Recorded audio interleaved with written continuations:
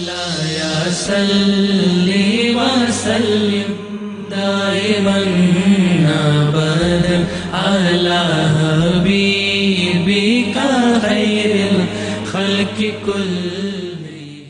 وعلیکم السلام. خیریت؟ جی حضور جی فرمائیے ذرا، آواز صاف نہیں آ رہی تھی، اب صاف ہے. ہاں وہ اب دو بار تو ابھی کی نہیں آ رہی تھی. جی جی ہاں تو یہ کہہ رہا تھا کہ جب زید موجود فی الخارج کہیں گے جی تو اس وقت نفس وجود کے لیے خارج کو ظرف بنایا گیا ہے. ٹھیک ہے. لیکن یہ نفس وجود کے لیے خارج کو ظرف بنانا ہاں. مظروف یعنی نفس وجود کا تقاضا نہیں کرے گا، صحیح. کیونکہ اگر وجود کے وجود کا تقاضا کرے تو وجود کے لیے وجود کا ہونا لازم آئے گا جو باطل ہے. بلکہ یہ جس کے لیے خارج کو ظرف بنایا گیا، جس کے وجود کے لیے خارج کو ظرف بنایا گیا یعنی زید، اس کے وجود کا تقاضا کرے گا. تو اس سے یہ بھی واضح ہوتا ہے کہ جب وجود کو محمول بنائیں تو ایسی صورت میں خارج میں موضوع کا وجود ضروری ہوتا ہے، محمول کا وجود نہیں. لیکن اگر وجود کے علاوہ مثال کے طور پر قیام، جلوس، اس کو بنائے محمول تو اس وقت موضوع کے ساتھ ساتھ محمول کا وجود بھی خارج میں ضروری ہوتا ہے. جیسے کہ زید قائم فی الخارج، تو اس مثال میں زید قائم ٹرین گزر رہی اسی کا ہٹ جائے گی.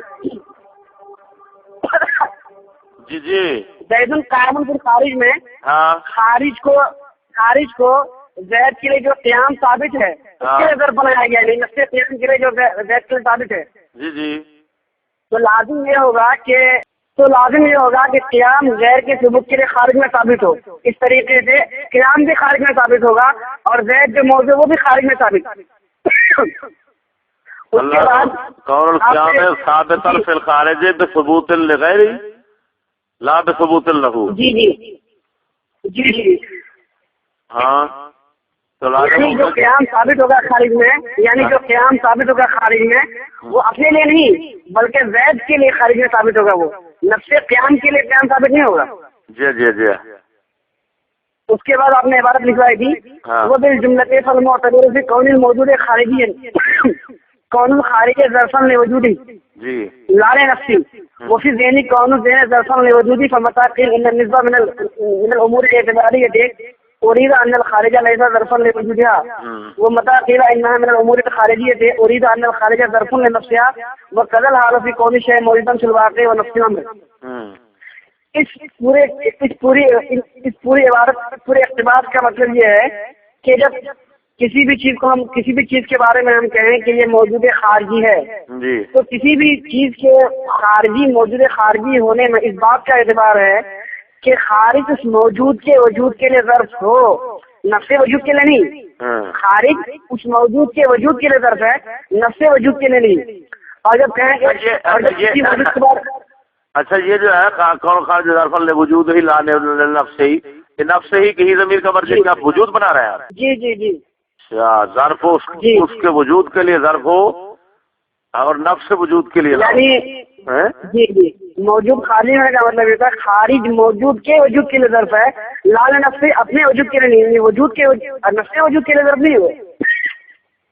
حضرت یہ میں عرض کرتا ہوں یہ معتبر موجود کے خارجی ہونے میں اس بات کا اعتبار ہے کہ خارج اس کے وجود کا ظرف ہے اور خود اس موجود کا ظرف نہیں ہے. یہ ہی ضمیر کا مرکز موجود بن رہا ہے.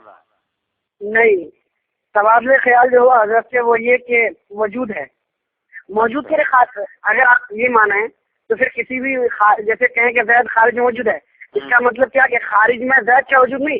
زید خارج میں جب ہم کہتے ہیں زید خارج میں موجود ہے جی زید خارج میں موجود ہے تو خارج جو ہے وہ اس میں وجود کا نفس یعنی نفس وجود کے لیے ظرف ہو رہا ہے نا. اچھا یہ جو پیچھے عبارت حال فرق بین کون الخارج ظرفا لنفس الشیء و بین کون ہی ظرفا لوجود ہی، جی ہاں یہ وجود ہی کی ہی ضمیر کا مرجع یہاں کیا بن رہا ہے؟ یعنی کہاں وہ دوسرے والے اقتباس میں، اس سے پہلے والے اقتباس میں پہلے والے میں لا شک فی الفرق بین کون الخارج ظرفا لنفس الشیء و بین کون ہی ظرفا لوجود ہی. یہاں پر لوجود وہی نفس ہے، ہاں وہ شے ہے یعنی یعنی ایک ہو گیا ایک جی ایک ہو گیا یعنی خارج کا شے کی ذات کا ظرف ہونا، دوسرا ہو گیا شے کے وجود کا ظرف ہونا. جی یہی ہے نا؟ جی جی ہاں تو اب یہ مسئلہ سمجھائے نا بھی ذات کا ظرف شے کے.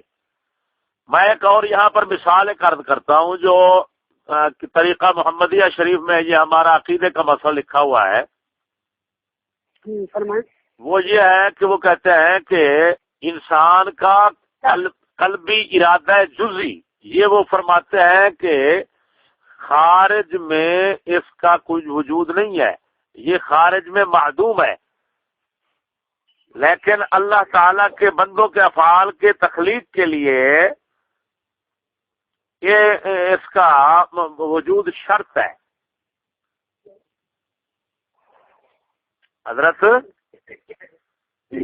فرمائیے.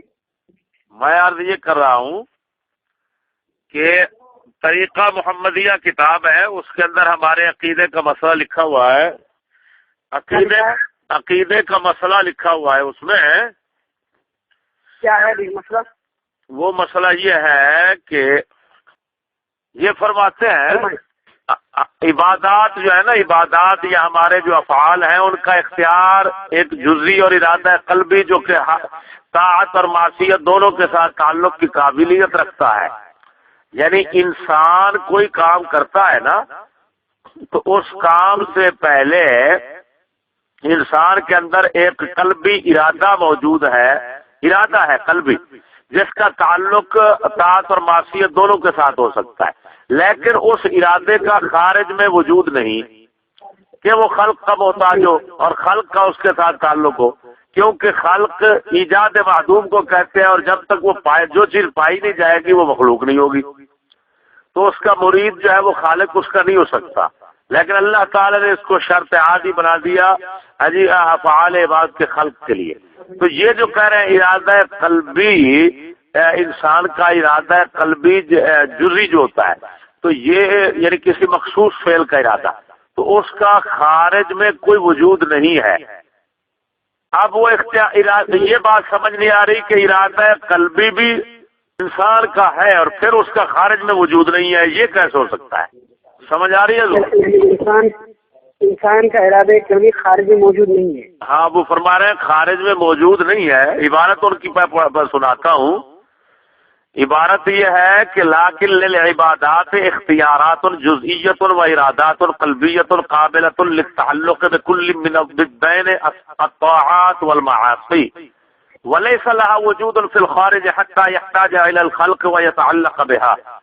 اذ الخلق ایجاد المعدوم فما لا يوجد لا يكون مخلوقا فلا يكون مريدها خالقها وقد جعلها الله تعالى شرطا عاديا لخلقه افعال العباد. یہ عبارت اب دیکھیں اسی کے ضمن میں وہ یہ عبارت لائے ہیں.